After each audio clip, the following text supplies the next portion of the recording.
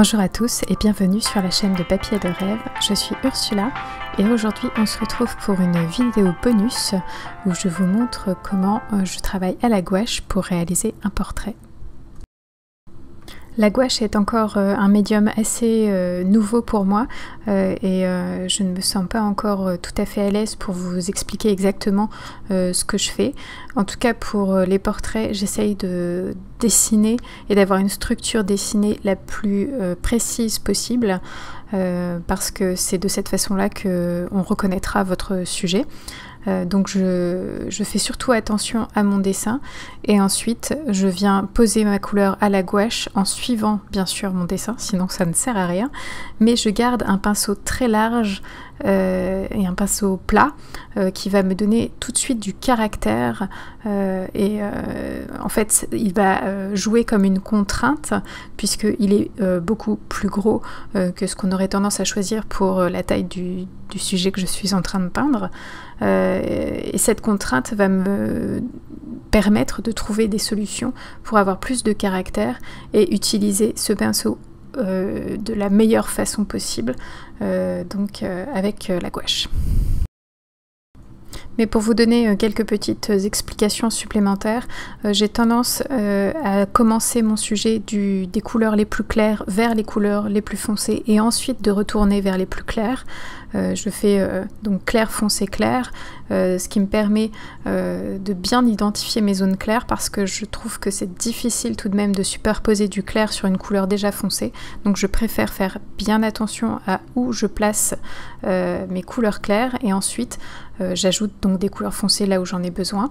Et au dernier moment, je pose quelques petites touches de lumière avec à nouveau des couleurs claires sur les endroits que j'estime nécessaires. Le portrait est un sujet qui m'intéresse énormément parce que je trouve ça toujours fascinant de voir des gens peints et l'artiste interpréter la personnalité de ces gens sur du papier. Je trouve ça absolument fascinant et j'ai très envie de faire ce genre de choses. Et c'est pour ça que cet été, j'ai dû peindre une quinzaine de portraits en quelques semaines.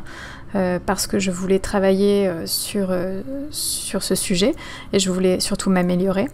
Et un de ces jours, je vous ferai une vidéo où je vous montrerai tous les croquis qu'il y a dans ce carnet de croquis sur lequel je suis en train de peindre en ce moment. Et vous allez pouvoir voir l'évolution entre mes premiers croquis légèrement hésitants avec des visages déformés où les proportions ne sont pas justes jusqu'au dernier croquis que j'ai réalisé et qui sont beaucoup plus réussis, où on reconnaît les personnes et qui commencent à avoir un caractère qui me plaît beaucoup. Toute cette évolution en fait est due au travail que j'ai fourni pendant ces dernières semaines. Et tout ça pour dire qu'il ne faut surtout pas vous décourager lorsque vous estimez que c'est raté, que vous n'y arriverez pas, et tout ce genre de choses en fait. Le travail et la persévérance en fait vous amèneront à bon port. Il faut juste faire confiance au processus et apprendre de ses erreurs. Juste les reconnaître en fait et essayer de ne pas faire la même chose la prochaine fois. Mais si j'ai réussi à peindre un portrait ressemblant, je suis sûre que vous pouvez y arriver aussi. C'est juste du travail et de la persévérance. Mais bref, revenons à la gouache et à ce que je suis en train de faire en ce moment. Si jamais vous voulez plus d'informations sur la gouache, plus de vidéos où j'explique ce que je fais, un petit peu comme ce que je fais à l'aquarelle, n'hésitez pas à me le dire dans les commentaires si ça vous intéresse. Moi, la gouache m'intéresse énormément en ce moment, donc du coup ça me fera très plaisir de vous faire une vidéo là-dessus. Mais je sais que vous êtes là en grande partie pour l'aquarelle et donc je ne voudrais pas vous priver de l'aquarelle, mais dites-moi tout ça dans les commentaires, je vous lis toujours avec attention. Et pour le matériel utilisé lors de cette vidéo, vous pouvez le retrouver dans la barre de description juste en dessous. Je note toujours tout ce que j'utilise, ou en tout cas j'essaye à chaque fois. Donc s'il y a quelque chose qui vous intéresse, n'hésitez pas à aller voir. Et pour la suite de cette vidéo, je vous mets un peu de musique et on se retrouve à la fin.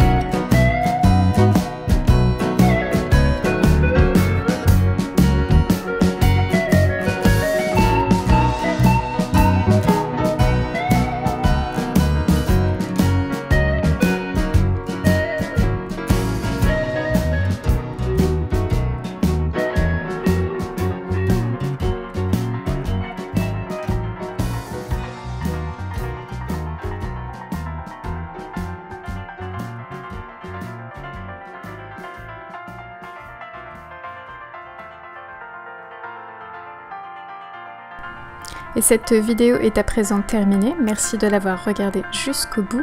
J'espère qu'elle vous a plu. N'hésitez pas à me dire ce que vous en pensez dans les commentaires. À bientôt.